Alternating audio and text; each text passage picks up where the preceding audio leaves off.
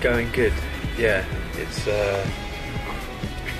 we're doing it in Austin, Texas, and the idea is to kind of get away from home and put ourselves in a new situation and allow new things to happen. And we've only been doing it for about 10 days now, but I think it's going well. It's great. It's hard to know because it's such early days. It's hard to know what it's going to sound like and what the influences are. We listen to a lot of American radio, and American radio is amazing. You can kind of choose whatever you want to listen to. Yeah. In our car, we've got it set up so we've got 50s on 5, 60s on 6, 70s on 7, and it feels like it's kind of like Austin as well as a place is a real melting pot of everything that I think inspired us to come to America. You know, it feels like it's far enough from the big capital cities, the big major cities, to kind of not feel too claustrophobic. But it's got so much going on culturally, very young, musically, it's really full of young people. It's switched on. It's a very switched on place. And people say it's kind of like how, San Francisco. People talk about it in the same way people talk about San Francisco in the 60s. It feels like somewhere where there's shifts happening. There's like a shift happening under the ground somewhere. So I think that's, I want that to come through on the album.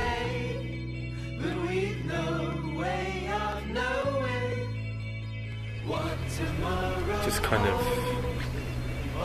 Serotonin in a way reached the end of a kind of style of songwriting for the Jets. I think Serotonin's been the end of a trilogy in a way, and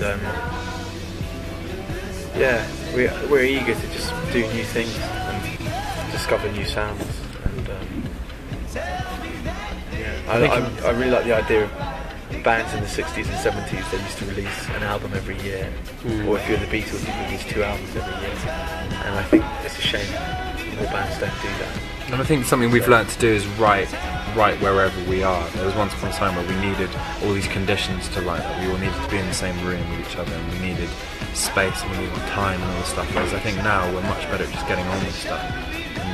And writing on tour has become quite a normal experience for us. And so this album kind of it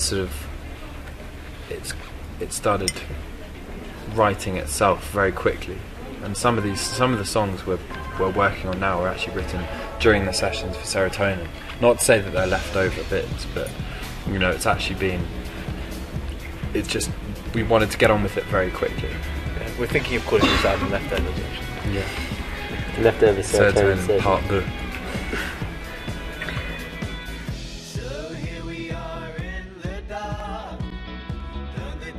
I think when he's not there, there's definitely, you do feel like something's missing. There's a sort of presence that he brings. He doesn't always say a lot. Sometimes it's sort of what he doesn't say. Yeah, he doesn't really say. No, I think Henry is he's a kind of guiding figure, but that doesn't really work on the road in a way, because when you're on the road, you kind of want to be misguided. Yeah. And that's what touring's about. So it's 2 very different ways of working, I think.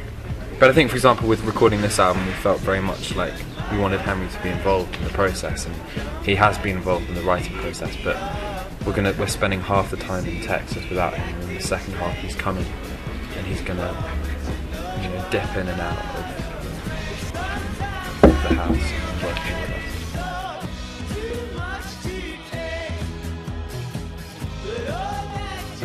We're gonna hold the new songs back. I think it's very early days, and I kind of feel like the first time we play the album should be playing it from start to finish in full somewhere.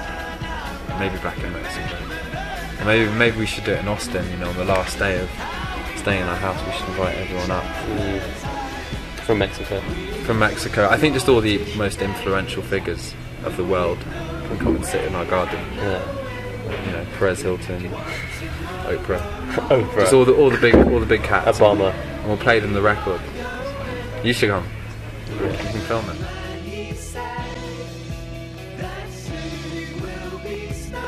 Vividly. Yeah. Vividly. I remember we landed in the airport, just easily went through customs, there was no problem. And then you pushed that kind of button thing, and it went red. And then you kept on having to push it again, and it kept on going red, like you were kind of... Because he's got this OCD thing where he has to, if he presses something, he has to press it over and over again. But also he gets stopped wherever he goes, Yeah. so no matter what airport he's in or which country, they always pull him aside. I think I've got a bad look. But today it was you. So that was me. Yeah, I got a green button. But yeah, the first time we came here it was great. We went and we did this MX Beat Festival. And we went round to like Guadalajara and Monterrey, Cancun, Tulum, Cancun. Yeah.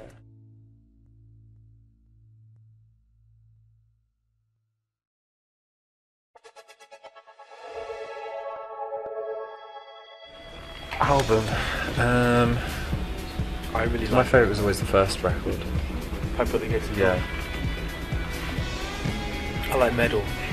It's one which has got echoes on it, and One of These Days. And Actually- Seamless.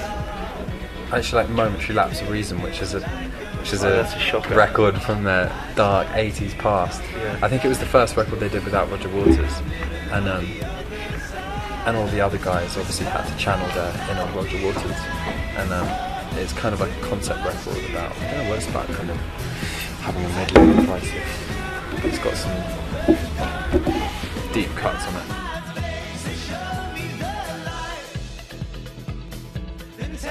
Chicharito. Huh? Chicharito? Chicharito. Chicharito. Chicharito. Chicharito. What a lad. Who is that guy? Which one of He's a you little is pig. a big fan about He's- Manchester? I'm a big United fan. And yeah, he's great. He's great. Great little signing, that guy. Great Is he a little talent. Mexican player? Yeah, he's Yeah. the first Mexican Sorry. player that's been signed by Manchester United. And he's like, what is he, like 20 years old? And he's scored like so many goals. He's probably gonna finish with 25 goals this season, which is like massive for this 25-year-old kid to get signed for nothing.